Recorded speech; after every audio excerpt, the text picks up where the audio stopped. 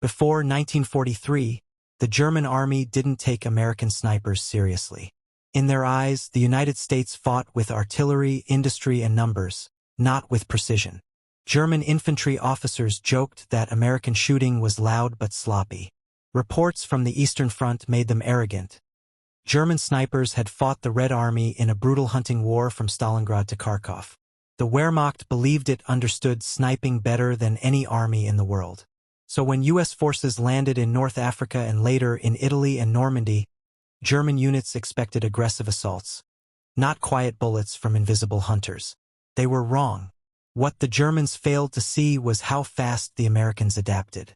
In 1942, the U.S. Army was still learning modern war. By 1943, it had absorbed two critical lessons.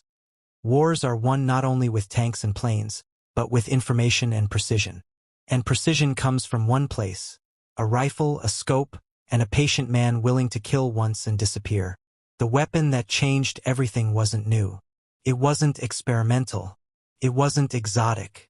It was simple, reliable, and American to the bone: the Springfield M1903A4 sniper rifle. With it, U.S. snipers would turn the battlefield into a psychological trap. Every rise in terrain, every ruined window, every hedgerow could now hide a single man who could erase officers, MG-42 crews, mortar teams, radio operators, and momentum. The German army did not fear numbers. It feared control slipping through its fingers.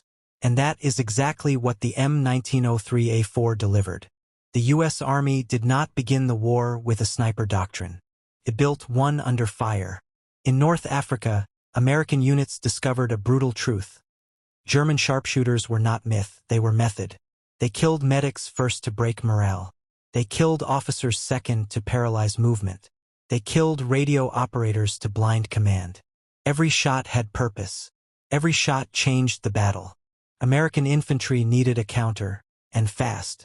The Springfield M1903A3 rifle already existed in the arsenal. It was accurate and dependable, a bolt-action rifle with a strong barrel and balanced recoil. But infantry rifles win firefights, not silent duels. What the Americans needed was reach, the ability to decide a fight before it started. So they converted the rifle into a sniper platform. The result was the M1903A4, equipped with a Weaver 330C or M73B1 scope. It was not perfect. The scope had no windage adjustment. Magnification was only 2.5x. The bolt handle bent low and made reloading slower. And yet none of that mattered. In skilled hands, it could hit a man-sized target at 600 yards and steel plates beyond 1,000. What it lacked in luxury, it delivered in fundamentals: sturdiness, repeatable accuracy, and the ability to survive mud, saltwater, and war. Germany expected American fire to be chaotic. Instead, the first trained U.S. snipers began to appear in Italy in 1943, and German infantry squads started losing men without seeing who killed them. Reports traveled fast. A new enemy had entered the battlefield. The quiet American with the glass eye. The German army entered World War II with one of the strongest sniper traditions in the world. They had specialized ZF-41 optics, dedicated training schools, and veterans from the Eastern Front who had learned the hardest lessons of sniper warfare against the Red Army. To them, sniping was more than shooting, it was battlefield control.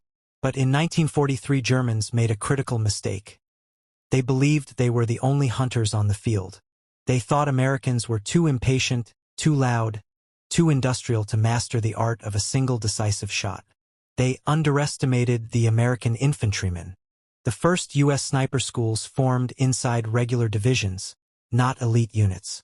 Candidates were selected in a simple way: calm under fire, disciplined trigger finger, no fear of waiting alone for hours.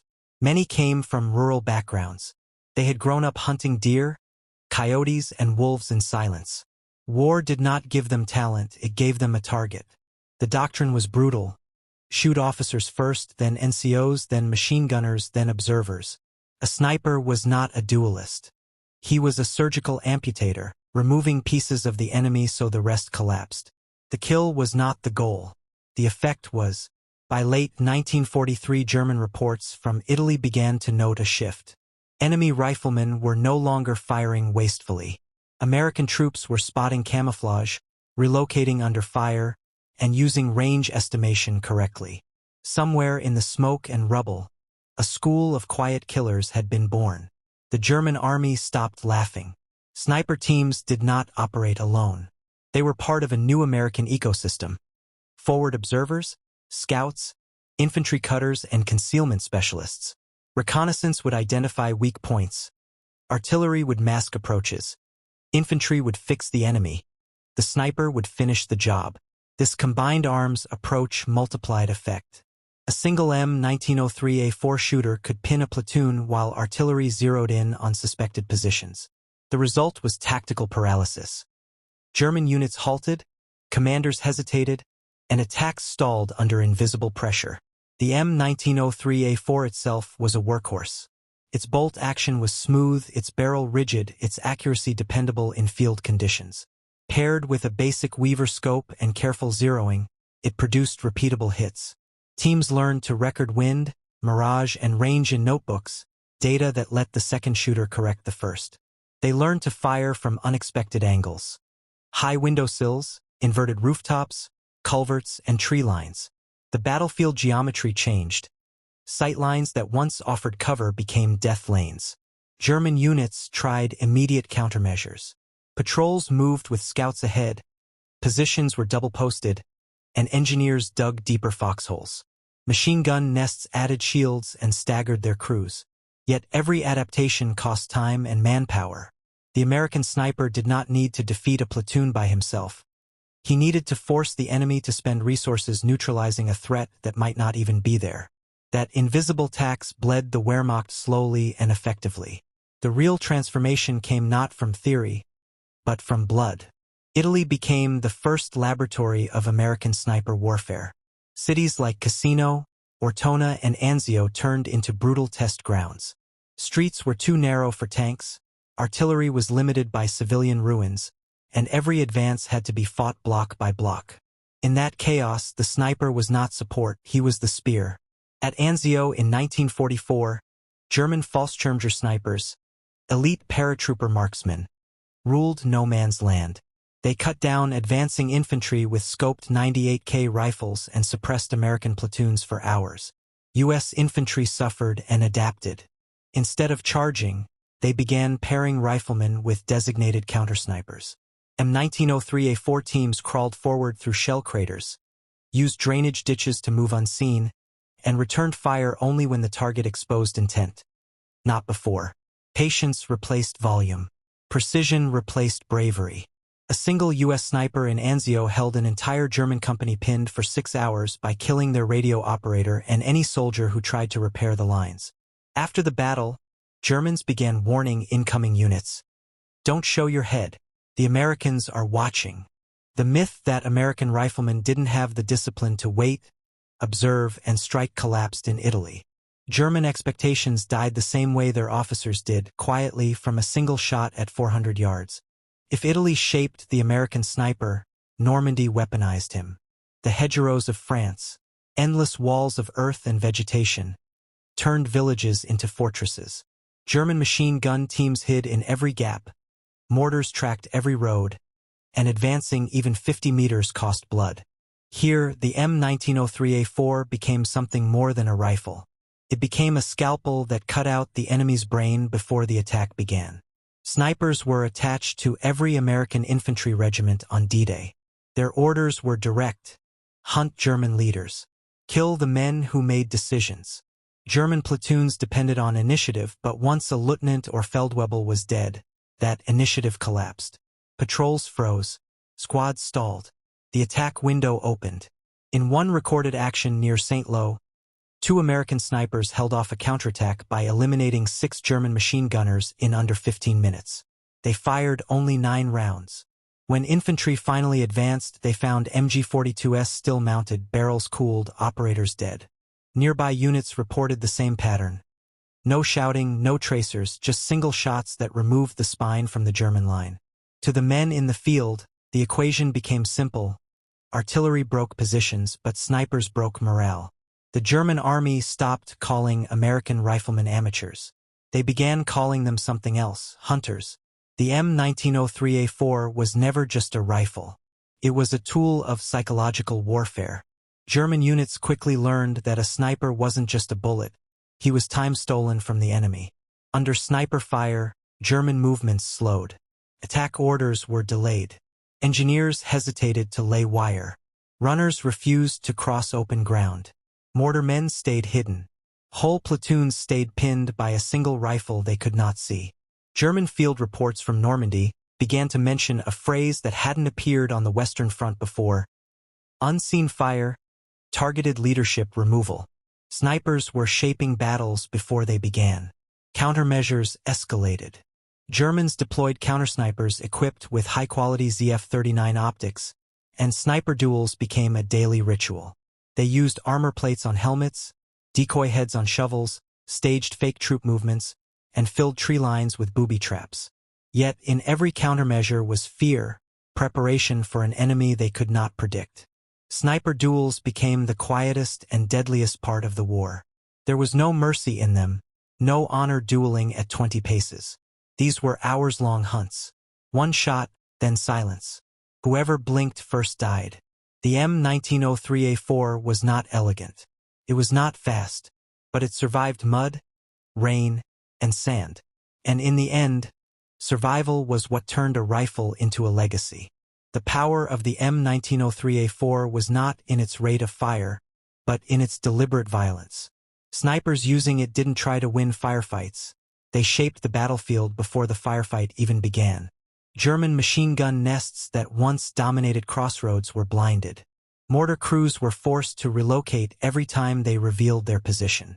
Forward observers for German artillery began working from deeper cover, slowing down response times. One U.S. sniper wrote in his field log in Normandy, "We don't shoot men, we shoot movement." That philosophy changed the tempo of war. A German squad no longer feared the first bullet.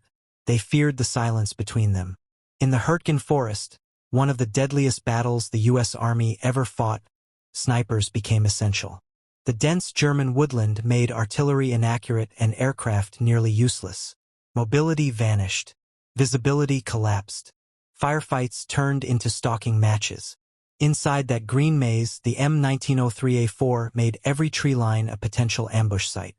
German units reported being engaged from distances they could not match without revealing their own positions. By now, the Wehrmacht understood. They were no longer simply fighting American infantry. They were fighting American patience. By 1944, the German High Command could no longer ignore the growing impact of American snipers. Field manuals were revised. Units were ordered to deploy counter-sniper patrols before any offensive action. Troops were instructed to move in short, unpredictable bursts. Even tank crews were briefed to avoid exposing commanders in turret hatches. Everything that exposed leadership was now a risk. German unit diaries from Normandy and the Ardennes began including new warnings. Do not use obvious observation points. American snipers watch them. Another wrote, high casualties among junior officers due to precision fire. The sniper had become a strategic influence. He was not killing the most men, but he was killing the right men. The M1903A4 shaped engagements long before the first infantry assault. Snipers scouted routes, reported machine gun positions, and eliminated threats quietly. More importantly, they created hesitation. And hesitation kills in war. Even when Germans managed to locate enemy snipers, destroying them was costly. It required artillery barrages, smoke cover, and coordinated flanking. All that to eliminate one rifle, one man. But that was the point. The sniper didn't just take lives. He took time, resources, and momentum. And that is why the German army stopped mocking the Americans. They had found an enemy who didn't shout, didn't rush, and didn't waste bullets. They had found a thinking enemy. An enemy who studied them, hunted them, and dismantled them. One shot at a time. By war's end, the German army no longer mocked American marksmanship. They respected it and feared it. The Springfield M1903A4 did not dominate headlines like tanks or bombers. It did not roar like artillery or blind the sky like naval gunfire. It was a quiet weapon, a thinking weapon. A rifle that did not fight for territory, but for control of the battlefield. Killed officers before they could lead. Cut wires before artillery could fire. It shattered counterattacks before they began. It broke the rhythm of war. American snipers never fought for glory. There were no medals for patience, no reporters for silence, no headlines for a single dead radio operator. But battle reports tell the truth. In Italy, in Normandy, in the Ardennes, on Pacific Islands, the presence of a single M1903A4 could shape an entire fight. And that is why the Germans finally stopped laughing. Because in war, you can count shells, tanks, and planes. But you cannot count fear. And fear is exactly what the M1903A4 delivered, one shot at a time.